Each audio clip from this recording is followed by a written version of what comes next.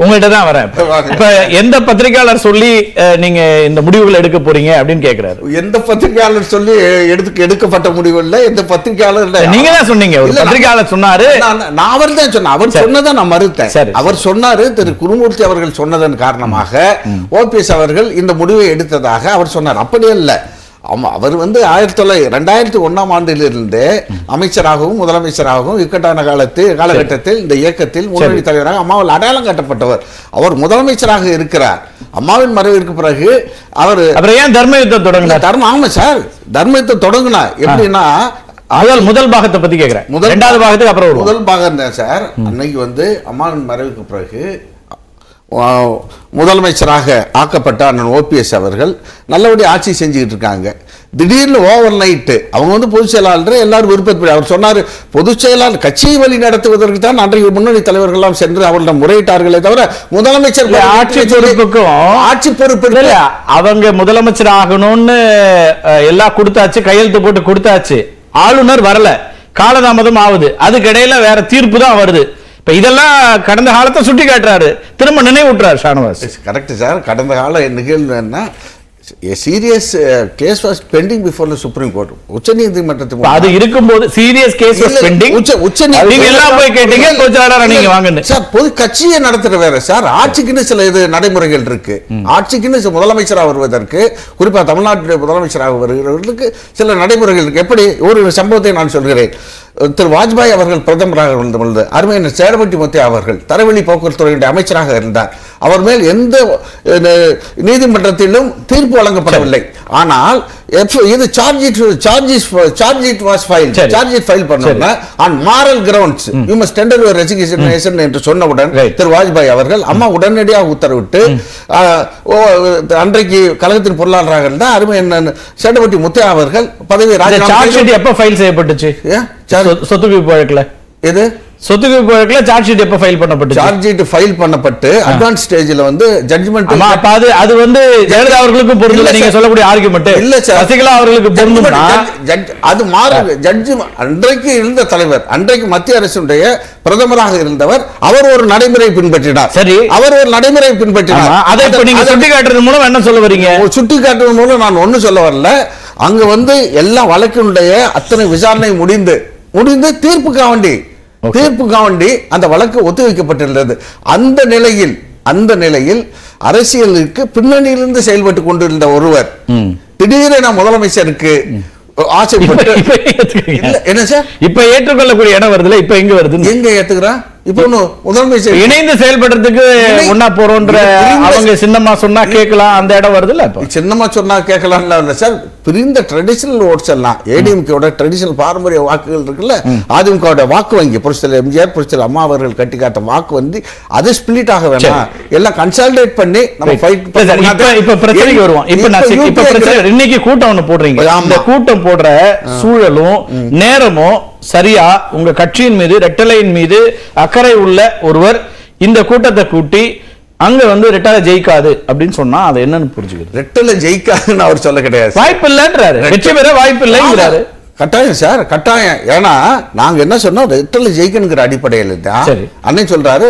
எவ்வளவு இறங்கி வந்து வேட்பாளர் போட்டு உச்ச நீதிமன்ற தீர்ப்புப்படி பொதுக்குழு கூடி ஒரு வேட்பாளர் தேர்ந்தெடுக்கிட்டா அவருக்கு ரெட்டலை கொடுத்தன அந்த ரெட்டலை சின்னத்தை மதிக்க வேண்டுங்கிற அடிப்படையில் கிட்டத்தட்ட அந்த வேட்பாளருக்கு ஆதரவு தெரிவிக்கக்கூடிய வகையில் நாங்கள் வேட்பாளரை வந்து விட்ரா பண்ணிடுறோம்.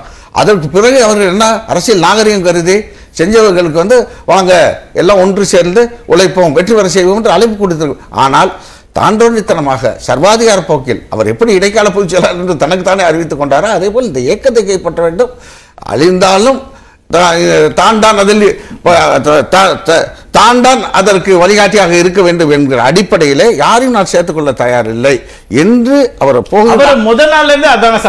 என்னைக்கு நீங்க வேட்பாளர் திரும்ப பெற்றுக்கொண்டா நான் உங்களோட இணைந்து பயணிக்கிறேன் என்னைக்கு சொன்னாங்க அவங்க? இல்ல சார், அவருக்கு வந்து யார் சொன்னது? இல்ல பிஜேபி சொன்னாங்க. ரெண்டு பேரும் ஒன்னா சேர்ந்து போங்கன்னு சொன்னது பிஜேபி. அதுக்கு பிறகு நீங்க வந்து திரும்ப பெற்றுக்கிட்டீங்க. இப்ப உங்க கோபம் யார் மேல வரணும்? பிஜேபி சார், அது வந்து இரட்டை சின்னத்திற்கு பங்கு வரக்கூடாது என்ற அடிப்படையில் நாங்கள் இவ்வளவு தூரம் இறங்கி வந்த பிறகு அவர்கள் என்ன அரசியல் நாகரிகர்கள் என்ன செஞ்சிருக்கணும், செங்கோட்டையன் அண்ணன் சரியா அவர் சீனியாரிட்டிக்கு கரெக்டா சொன்னாரு. அண்ணன் ஓபிஎஸ் அவர்களுக்கு நன்றி என்று சொன்னவுடன் உடனே அவர் மறுநாள் அவரை கூப்பிட்டு அவருக்கு தக்க அறிவுரைகள் வழங்கி அதோட அந்த பேச்சை நிறுத்திட்டாங்க. அது கன்வி பண்ணி ஓகே அவங்க வந்து இந்த நட்சத்திர பேச்சாளர்கள் பட்டியல் நாங்கள் வேட்பாளர் வாபஸ் பண்ணிட்டதுனால நாங்கள் பிரச்சாரத்துக்கு போக முடியாது. வேட்பாளர் நட்சத்திர குறைந்தபட்சம் ஓபிஎஸ் அண்ணன் தலைமையில் முன்னணி தலைவர்களை வைத்து அவர்கள் பாட்டில் பிரச்சாரம் பண்ணிட்டு எங்களை ஜெயிக்கிற வெற்றி தான் இறுதி இலக்கு என்று எண்ணி இருந்தால் அவர்கள் அதற்கு உடன்பட்டு இருக்க வேண்டும். ஆனால் வெற்றியை பற்றி கருதாமல் தங்களுடைய சுயநலத்தை முன்னிலைப்படுத்தியதன் காரணமாக இன்றைக்கு இருக்கக்கூடிய கிரவுண்ட் ரியாலிட்டி, இன்றைக்கு திராவிட முன்னேற்ற கழகம் அனைத்து கட்சிகளையும் அரவணைத்து இன்றைக்கு வெளிப்படையான செய்தி அவர்கள் வந்து ஒரு இலக்கை நோக்கி சென்று கொண்டிருக்கிறார்கள். வாய்ப்பு அவர்களுக்கு சிறப்பாக இருக்கிறது என்ற அடிப்படையில் தான் இலைமறை காய்மறையாக அண்ணன் கோடிட்டு காட்டினாரே தவிர வேற அது இரட்டலை தோற்க வேண்டும் என்ற அடிப்படையில் வேண்டும் சொல்ல தோற்கும் அப்படிங்கிற இடத்துல இருக்கு அப்படின்றாரு. பிரெடிக்ஷன் சார், மேக்ஸிமம் நம்முடைய அப்ரோச் சார், நம்முடைய இந்த இடைத்தேர்தலை பொறுத்தளவில் சார் ஒரு முன்னாள் முதலமைச்சர் அதிமுகவுடைய இந்த பொறுப்புகள் இருக்கக்கூடிய ஒருத்தர் நிலைமை இப்படிதான் இருக்கு அப்படின்னு வெளிப்படையா சொல்ல முடியுமா? சொல்லுவாங்களா? என்ன நம்ம வெற்றி பெற முடியாத ஒரு இடம் இருக்கு அப்படின்னா அது என்ன? இன்னும் ஒரு வாரத்துல தேர்தலை வச்சுக்கிட்டு கட்சி அங்க இருக்கக்கூடிய மெசேஜ் என்ன அந்த மக்களுக்கு வாக்காளர்களுக்கு மெசேஜ் நாங்க வந்து வெற்றி பெற செய்வதற்கு, இரட்டலை வெற்றி பெற வைப்பதற்கு, இரட்டலை வேட்பாளருக்கு வாக்கு கேட்பதற்கு நாங்கள் தயாராக இருந்தோம். வழக்கம் போல் அவர் வந்து தன்னிச்சையான போக்கின் காரணமாக அந்த சூழலை உங்களுக்கு உரிய மரியாதை கொடுக்கப்படல, உங்களுக்கு பரப்புரைக்கு அழைப்பு கொடுக்கப்படல, அதனால ரெட்டலை வெற்றி பெற வேண்டாம். வெற்றி பெற வேண்டாம் இல்ல சார், ஓட்டு ஸ்பிளிட் ஆகுது இல்ல. இன்னைக்கு புகழேந்தி இன்னைக்கு பேசுறப்ப தெளிவா சொன்னாரு, வாக்கு கேட்டு சென்ற இடங்களில் பல இடங்களில் எங்க ஓபிஎஸ் எங்க இவரே ஜெயக்குமார் பேட்டி கொடுத்துட்டு இருக்காரு. அங்க அவர் பேட்டியில் ஆர்வமாக சுற்றி கொண்டிருந்த பெண்கள், சுற்றி நின்ற பெண்கள், ஏங்க ஓபிஎஸ் இல்லாம என்னங்க வந்திருக்கீங்க, ஏங்க அவரை விட்டு போட்டு வந்திருக்கீங்க அப்படின்ட்டு வாக்காளர்களை ஓபிஎஸ் எங்கே என்று கேட்கக்கூடிய ஒரு நிலை வந்த பிறகு அங்கே அப்ப வாக்காளர் மத்தியில் ஒரு பிரிவு மனப்பான்மை வந்து விடுகிறதா இல்லையா? ஒரு அவநம்பிக்கை வந்து விடுகிறதா இல்லையா? எனவே ஒன்றுபட்டு ஒரு நிகழ்வு இல்லைங்க. இப்ப இன்னைக்கு ரெட்டலை வெற்றி பெறுவது கடினம்ங்கிறீங்க. 2-3 நாளைக்கு முன்னாடி கேபி முனுசாமி பணம் வாங்கினார்னு ஒரு ஆடியோ ரிலீஸ் பண்றீங்க. இப்ப இதெல்லாம் இந்த காலகட்டம் சூழல் இந்த நேரம் இதெல்லாம் எப்படி பார்க்க வேண்டியது? அப்ப உங்க நோக்கம் என்னவா இருக்குன்னு ஒரு கேள்வி எழுப்புறாங்க. முனுசாமியோட ஆடியோ ரிலீஸ் பண்றதுக்கு மிக முக்கிய காரணம் என்னன்னா, அவர் வந்து ஈரோடு கிழக்கு தொகுதியில் போய் ஓபிஎஸ் ரொம்ப தரந்தாழ்ந்து பேசுறாரு. ஓபிஎஸ் அவர்களை சேர்த்தாலும் உண்மையாக இருப்பாரா என்று அந்த கேள்வியை கேட்பதற்கு எந்த தார்மீக உரிமையும் யோக்கியதையும் கேபி முனுசாமி கிடையாது. காரணம், அம்மா அவர்கள் முதல்வராக இருந்த பொழுது இவர் அமைச்சர் பதவியில் மட்டும் இல்ல, கட்சியினுடைய அத்தனை பதவிகளை இறக்கி விட்டு தூக்கி எறிந்து விட்டு வெறும் அடிப்படை உறுப்பினர். இவருக்கு எப்படி மறுவாழ்வு வருகிறது? அண்ணன் ஆரம்பித்தார் அருண்மயத்தில் தானாக வந்து இணைத்துக் கொண்டு அதன் அடிப்படையில் பழைய புரோட்டோகால் சீனியாரிட்டி படி அவர் துணை ஒருங்கிணைப்பாளர். இவரால் இரண்டாவது வாழ்க்கை அரசியலில் செகண்ட் இன்னிங்ஸ் பெற்ற அவர் அரசியல் பண்பாடற்று ஓபிஎஸ் வந்தால் இவருக்கு வாழ்க்கை கொடுத்த ஒரு தலைவரை பார்த்து அவர் உண்மையாக இருப்பாரா என்று கேட்கக்கூடிய அந்த கேள்வி எப்படி ட்ராக் ரெக்கார்டை வச்சு ஒரு அனுமானம் நீங்க சொல்ற மாதிரி அவர் அனுமானம் சொல்ல வைக்க கூடாதா? கேட்கவே கூடாது சார், இவர் கேட்கவே கூடாது. இவர் தேவையில்லாத பிரச்சனை அங்க அந்த சூழல் வரவில்லை.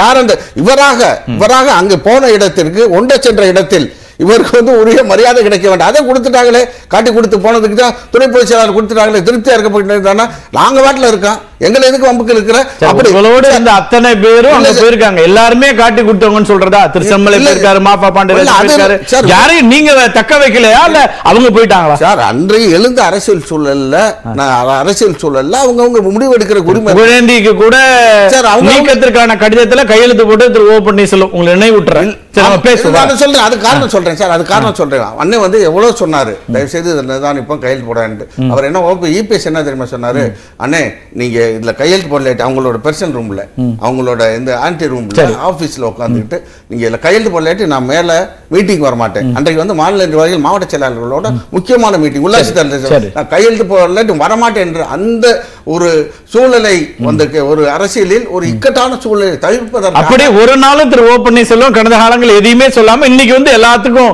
இவர் தான் காரணம்.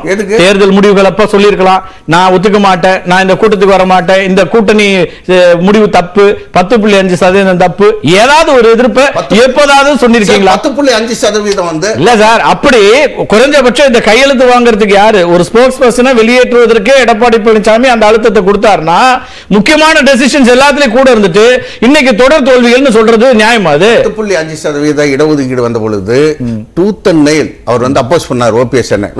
சார் தேர்தல் கேளுங்க சார், தேர்தல் நேரத்துல இந்த விபரீத விளையாட்டு வேணான்ட்டு உடனே என்ன தெரியுங்களா செய்தி போச்சு, இது திரு சி.வி. சண்முகம் மூலம் மரியாதைக்குரிய டாக்டர் ராமதாஸ் அவர்களுக்கு அவருடைய சன்னுக்கு செய்தி போய் அன்பு பண்ணி என்னன்னா 10.5% கவர்மெண்ட் கொடுக்க ரெடியா இருக்கா, இபிஎஸ் தர தயாரா இருக்காங்களா, நீங்க பிளாக் பண்றீங்களாமேன்ட்டு.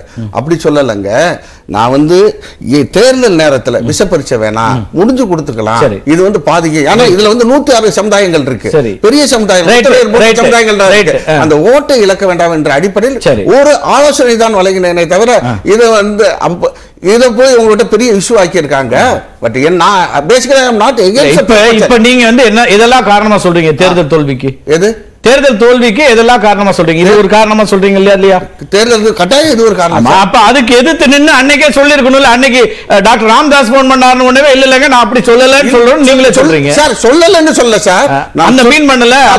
நான் சொன்னேன், ஆனா இருங்க நான் சொன்னேன், ஆனால் தேர்தல் நேரத்தில் இந்த முடிவு வேணாம், தேர்தலுக்கு பிறகு பார்த்துக் கொள்ளலாம். இது அன்னை மட்டும் சொல்ல. நான் என்ன சுட்டிக்காட்ட விரும்புறேன்னா, எடப்பாடி பழனிசாமி அவர்கள் தன்னுடைய நிலைப்பாட்டுல உறுதியாவே இருந்திருக்கிறாரு.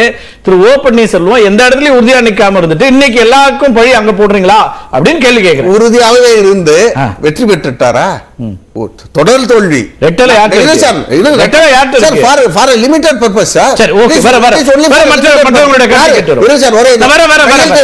நீங்க மட்டும் 15 நிமிஷம் பேசுங்க. கையெழுத்து போடுற அதிகாரம் வேறு கொடுத்தாங்க. அடுத்த சுற்றுல பேசுறாங்க. எங்க உரிமைப்பட்டது? இப்ப